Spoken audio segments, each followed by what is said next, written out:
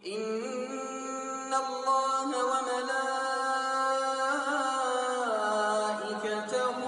يصلون على النبي يا أيها الذين آمنوا صلوا عليه وسلموا تسليما. Iman kepada Allah dan hari akhir adalah pangkal segala kebaikan. Sebagaimana dalam sebuah hadis yang berbunyi, An Abi Hurairah radhiyallahu anhu, anna Rasulullah sallallahu alaihi wasallam qala, man kana yu'minu billahi wal yawmil akhir falyaqul khairan aw liyasmut. Wa man kana yu'minu billahi wal yawmil akhir falyukrim jarahu.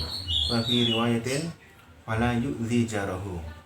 Wa man kana yu'minu billahi wal yawmil akhir falyukrim dhaifahu. Rawahu al-Bukhari wa Muslim. Dari Abu Hurairah, sesungguhnya Rasulullah Muhammad sallallahu alaihi wasallam bersabda, barang siapa yang beriman kepada Allah dan hari akhir, maka hendaklah ia berkata yang baik atau diam. Dan barang siapa yang beriman kepada Allah dan hari akhir, maka muliakanlah tetangganya. Di dalam riwayat yang lain, maka janganlah ia mengganggu tetangganya. Dan barang siapa yang beriman kepada Allah dan hari akhir, maka muliakanlah tamunya. Hadis riwayat Bukhari dan Muslim. Ikhwati fillah, secara singkat 5 faedah kita petik dari hadis yang mulia ini.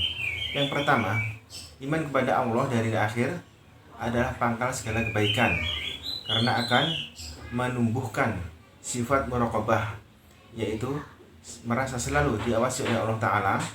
Kemudian akan tumbuh introspeksi diri, yaitu mengevaluasi apa yang telah diperbuat, apakah bermanfaat untuk hari esok, hari akhirat ataupun tidak.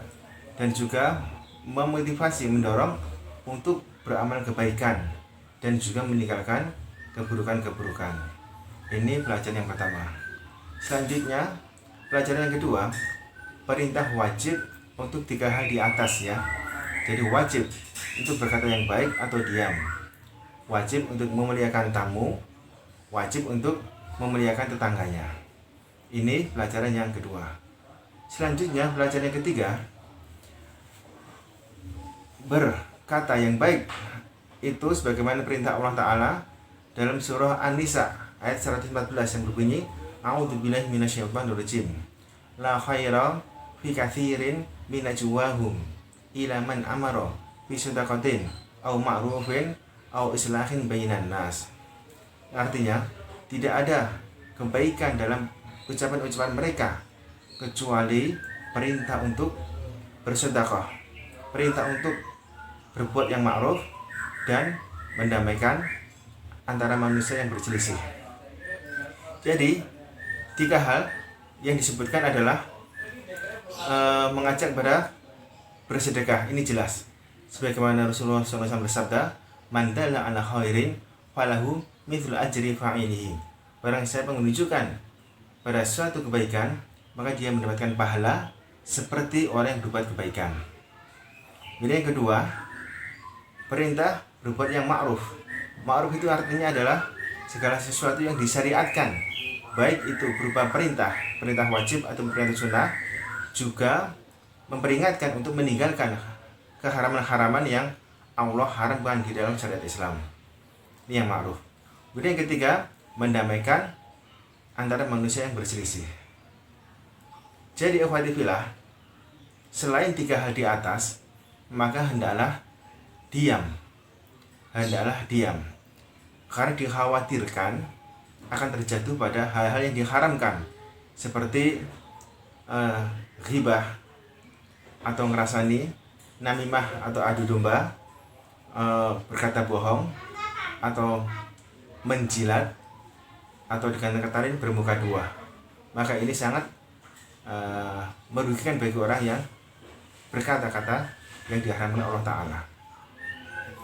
Selanjutnya, ikhwati fillah, pelajaran yang keempat, yaitu memuliakan tetangga. baik tetangga itu muslim ataupun non muslim. Dengan perbedaan hak, yaitu tetangga yang memiliki hak satu, mereka yang tetangga non muslim. Kemudian tetangga yang memiliki dua hak, yaitu tetangga yang muslim, maka dia mendapatkan hak sebagai tetangga dan hak sebagai orang muslim. Kemudian tetangga yang mendapatkan tiga hak, yaitu tetangga yang muslim dan karib kerabat, maka dia mendapatkan tiga hal, yaitu hak sebagai tetangga, hak sebagai orang muslim, dan hak sebagai karib kerabat. Lalu bagaimanakah cara memuliakan tetangga? Ini secara singkat 3 hal kita sampaikan. Yang pertama adalah menunaikan hak-hak dan kewajiban antar tetangga. Kemudian yang kedua, menggembirakan mereka, yaitu dengan cara bisa saling berbagi makanan atau minuman atau saling memberi hadiah. Yang paling ringannya, sebagaimana yang sabda Nabi Muhammad SAW tunjukkan, yaitu la tahqiruna minal ma'rufi syai'an walau angtan wa akhaka biwajhin talqin. Jangan kau meremehkan kebaikan sedikit pun, walaupun engkau bertemu dengan saudaramu dengan muka yang ceria. Jadi, ketika kita bertemu dengan tetangga kita dengan muka yang ceria, dengan muka yang berseri-seri, itu telah berbuat kebaikan, yaitu bersedekah kepada tetangga kita. Selanjutnya, yang ketiga yaitu tidak mengganggu tetangga dengan lisan dan tangan kita. Bahkan ikhwati fillah, Nabi kita Muhammad SAW mengancam sebagaimana dalam hadisnya yang berbunyi, An Abi Hurairah radhiyallahu anhu, anna Rasulullah sallallahu alaihi wasallam qala, la yadkhulul jannata man la ya'manu jaruhu bawa'iqahu, rawahu Muslim. Dari Abu Hurairah, sesungguhnya Rasulullah Muhammad sallallahu alaihi wasallam bersabda, tidak akan masuk surga barang siapa yang tetangganya tidak merasa aman dari gangguannya. Ini pelajaran yang keempat. Selanjutnya yang terakhir, pelajaran yang kelima, yaitu memuliakan tamu. Ini adalah kebiasaan orang-orang saleh dahulu dan menunjukkan bukti keimanannya serta tingginya akhlak seseorang tersebut. Yaitu sebagaimana sabda Nabi jelaskan bagaimana kita memuliakan tamu. Dalam sabdanya, wajibnya yaitu 1 hari 1 malam, kemudian bisa ditambah 3 hari, maka lebih dari 3 hari itu dihitung sebagai sedekah. Dan kita memuliakan tamu sesuai dengan kemampuan kita, jangan memberatkan. Sebagaimana sabda Nabi Muhammad SAW berbunyi, kulu wasrobu wa tasaddaqu fi ghairi makhilatin wala sarafin. Rasulullah Muhammad SAW bersabda, makanlah kalian dan minumlah kalian dan bersedekahlah kalian dengan tidak kesombongan dan juga tidak berlebihan. Jadi kita memberikan tamu tidak dengan sikap sombong atau angkuh dan juga tidak berlebihan yang melebihi kemampuan kita.